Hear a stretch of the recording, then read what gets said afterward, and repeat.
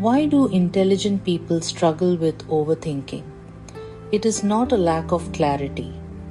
It is cognitive overactivation. Too many high-value computations all at once. The mind is doing its job just at runaway scale. Let me show you why and how to regulate it. Overthinking is, at its core, a form of advanced mental simulation. Your brain isn't just thinking, it's running a powerful predictive model. This process is driven by your prefrontal cortex, which models multiple potential futures in parallel. Consider a simple scenario.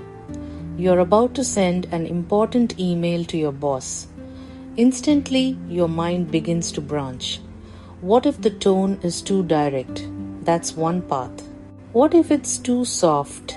That's another. Each variable adds a new branch to this decision tree. The more you can compute, the more outcomes you generate. This is not confusion, it is a demonstration of your brain's immense capability. But capability without regulation loops back on itself. The simulation doesn't stop at a few logical outcomes. Instead, predictions trigger more predictions. The analysis of the email's tone leads to predicting your boss's reaction, which then leads to predicting the impact on your next project. As options multiply, the signal-to-noise ratio drops. The useful insights get lost in a sea of improbable possibilities. Your focus narrows onto a tiny detail, then widens again to the overwhelming big picture, unable to find a stable resolution.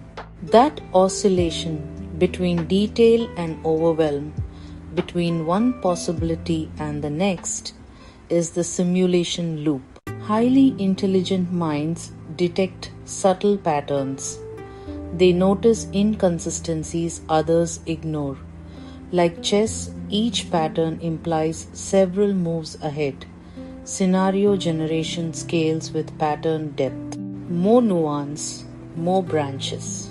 Pattern sensitivity amplifies simulation. Granularity increases cognitive load. Small risks begin to look loud. Signal stands out, so does noise. Time pressure magnifies it. Choice still exists. But regulation determines clarity. But what happens when this powerful simulation engine encounters stress? The entire system shifts gear. When stress rises, what was once open-ended exploration becomes urgent threat forecasting. Your brain's primary directive changes from "what can I create" to "what could go wrong." This process begins deep inside with the amygdala. Think of it as the brain's smoke detector. It doesn't analyze the details, it just flags salience, screaming, "Potential danger here." This initial alert triggers a cascade throughout your nervous system. Your autonomic nervous system kicks into high gear, initiating the classic fight or flight response. Adrenaline and cortisol flood your system. Your heart rate edges up, your breathing becomes shallow, and your muscles tense.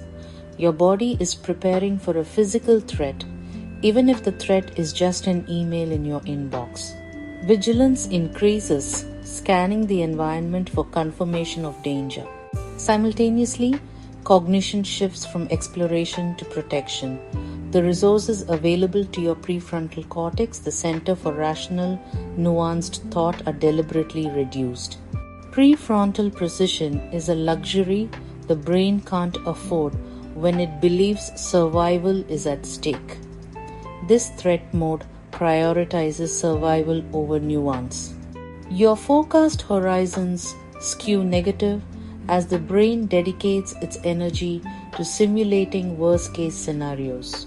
A battle begins inside. Your conscious, top-down regulation attempts to calm the system, but it competes with powerful bottom-up alarms from your body.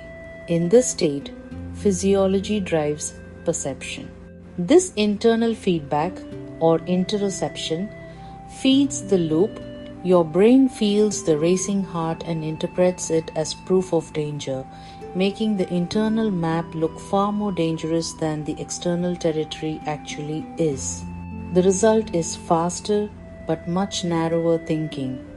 It's a state built for immediate action, not for complex problem solving. Protection first, precision later. But crucially, this is not a one-way street. We can consciously intervene and reverse this sequence, because if the body state can activate a threat forecast, we can also change the body state to change the forecast. It all starts with the breath. More awareness creates more internal debate. Suddenly, it's not just one thought, but a committee of conflicting inner voices, each with its own agenda. One voice urges caution, highlighting every potential risk.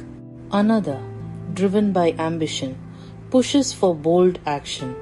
As these voices clash, arguments multiply inside the same mind.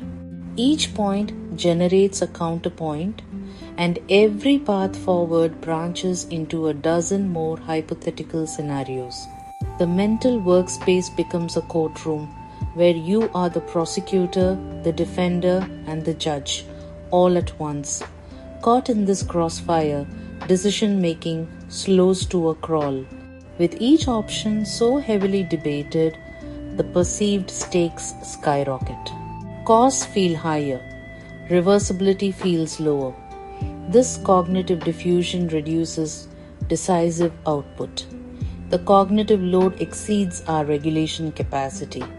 Our attention fragments. Mental energy drops, leading to fatigue.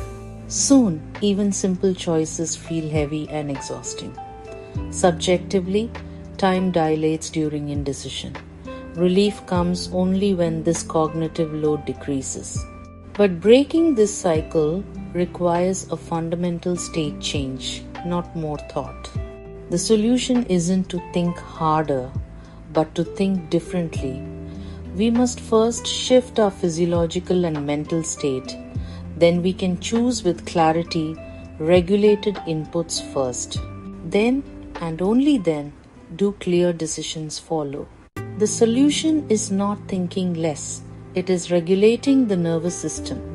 Calm physiology improves precision. Regulate first, resolve second.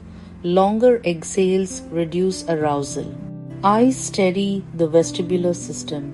Muscles signal safety to the brain. Noise drops. Signal sharpens. Options simplify without shrinking. Clarity is a state, not a thought. Regulation restores intelligent thinking. Intelligence becomes strength when it is regulated. Overthinking is unregulated cognition, not weakness. First the body, then the brain, then the choice. Regulation before resolution. Precision returns when the system is calm.